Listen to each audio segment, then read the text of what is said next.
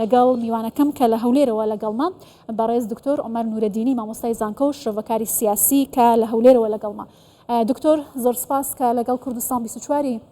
ئەمەوێت سەرەتا باسی سووریا بەگشتی و ڕۆژاوای کوردستان بکەین، ئەو گۆڕانکاریانەی کە خێرا ڕوویدا بارودۆخەکەی گۆڕیوە چاوەڕێی چی بۆ داهاتووی سووریا دەکەن؟ بەڵێ سڵاو و ڕێز بۆ ئێوە. سەرەتا زۆر گرنگە ئێمە وێنەی سووریای نوێ بە شێوەیەک ببینین کە واقعیانە بێت. ئەم وەرچەرخانەی ئێستا لە سووریا هەیە وەرچەرخانێکی مێژوویە و گۆڕانێکی جونگەی ئەو تۆیە کە بە تەواوەتی دوو مێژووی سووریا لێک جا دەکاتەوە. لەسەر ئاستی ناوخۆ دەبینین کە طبیعەتی ڕژێم گۆڕاوە ئێستا لەوێ هێزێکی سیاسی حاکم و خاوەنی بڕیاری سیاسین کە بە تەواوەتی جیاوازن لەگەڵ ڕژێمی ئەسەد، هەروەها هاوچێشەی هێز بەمانای ئەوەی کە ئەو دەوڵەتانەی کە کاریگەریان لەسەر ڕەوشی سووریا و بارودۆخی سیاسی لەوێ هەبوو گۆڕاوە. هەروەها زۆر گرنگە بە لەبەرچاوگرتنی مێژووی 10 ساڵەی ڕابردووش لەوە تێبگەین کە ئیتر سووریا ڕووداوەکانی سووریا پرسی سەقامگیری لە سووریا تەنها پرسێکی ناوخۆیی نییە، بەڵکو و کاریگەری لەسەر دەرەوەی سووریا و ڕۆژهەڵاتی ناوەڕاست و کۆمەلگای نێودەوڵەتیش هەیە. بۆیە سووریای ئێستا بە لەبەرچاوگرتنی ئەو گۆڕانکاریانە لەسەر ئاستی ناوخۆ، لەسەر ئاستی کاریگەری دەوڵەتان و گۆڕانی هاوچێشەی هێز لە بەردەم چەند سیناریۆیەکدایە. یەکێک لەوانە ئەوەیە کە بە بەشداری هەموو لایەنە سیاسیەکانی کاریگەر هەروەها بە تەوافقی ناوخۆیی و تەوافقی وڵاتانی کاریگەر لەسەر سووریا هەوڵ بدرێت کە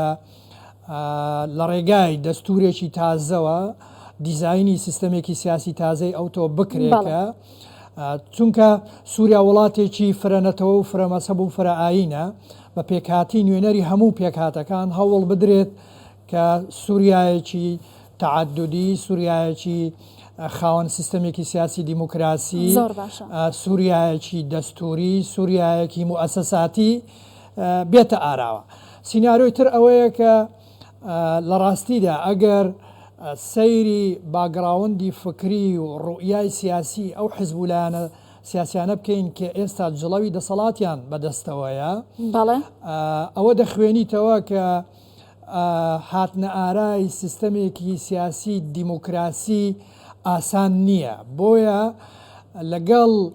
ئەو واقعی لەوێ هەیە لەگەڵ کاریگەری کۆمەلگای نێودەوڵەتی زۆر باشە هەوڵ بدرێت کە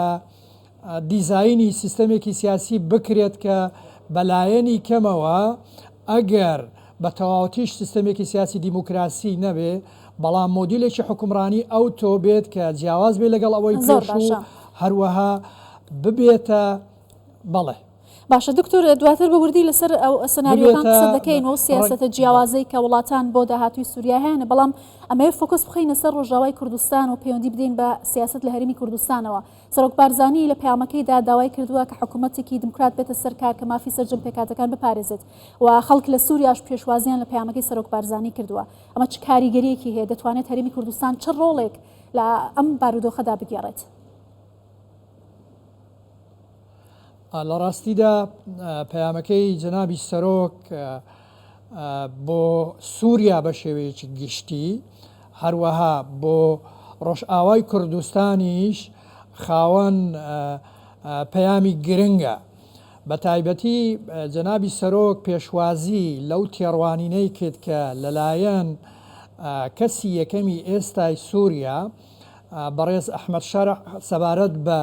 سووریا بە شێوەیەکی گشتی سەبارەت بە قەزەی کوردیش خرابووە ڕووکە تاکیدی لەسەر سووریایەکی نوێ، هەروەها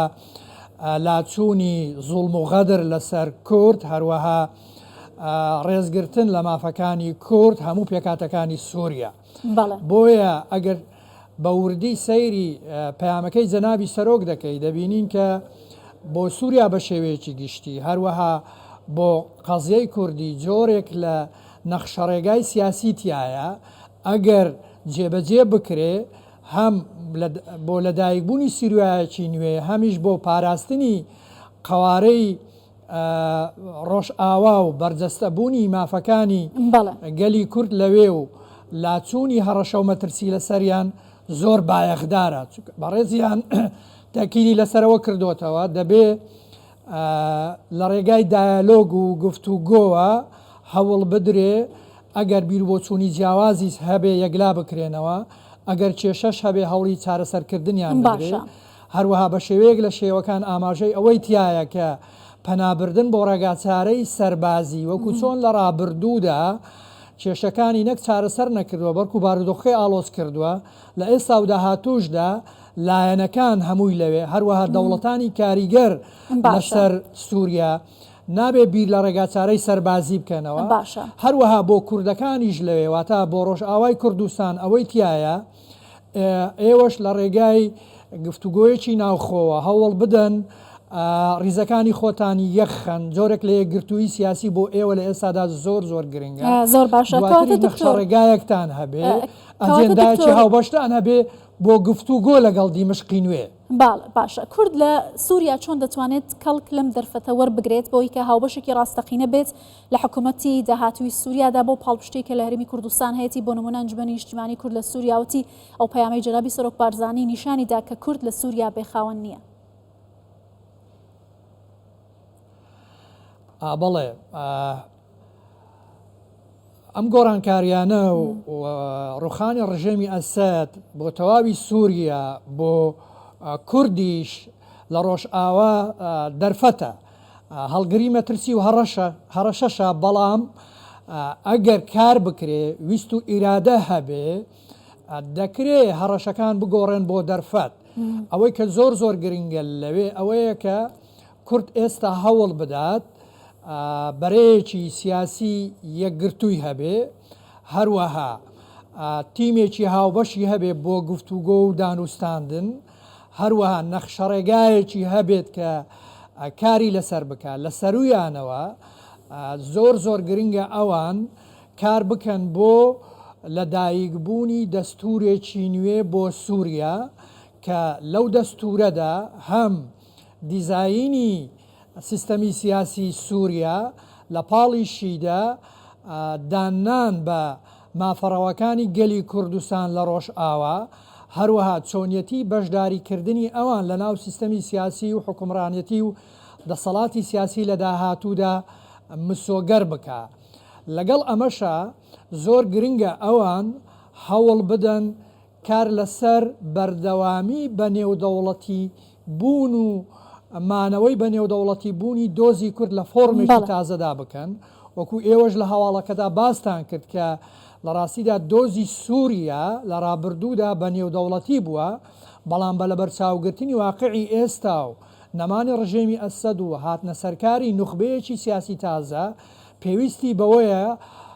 هەوڵ بدرێت ئەنجومەنی ئاسایشی نێودەوڵەتی بڕیارێکی تازە سەبارەت بە سووریا دەربکات کورد بۆ ئەمەش خۆی ئامادە بکات هەم لە ڕووی ئەجێندای هەم لە ڕووی ئامراز و ئالێتەکانی ئیشکردنی بەڵام زۆر گرنگە کە هەوڵ بدەن کێشەی ناوخۆ خلافی ناوخۆیان حل بکەن یەکگرتوویەکی سیاسی ئەو تویان لە نێودا هەبێکە بتوانن لەسەر بەرنامەی کاریان لەسەر ئامرازەکانی کاریان لەسەر شێوازی گفتوگۆ و دیبلۆماسیەت لەسەر چۆنیەتی وەگەڕخستنی ئامرازە سیاسی و سەربازەکانی ژێردەستیان کۆک و تەبابن. بەڵێ بەڕێز دکتۆر عومار نورەدینی مامۆستای زانکۆ شرۆڤەکاری سیاسی زۆر سوپاس لەگەڵ کوردستان 24.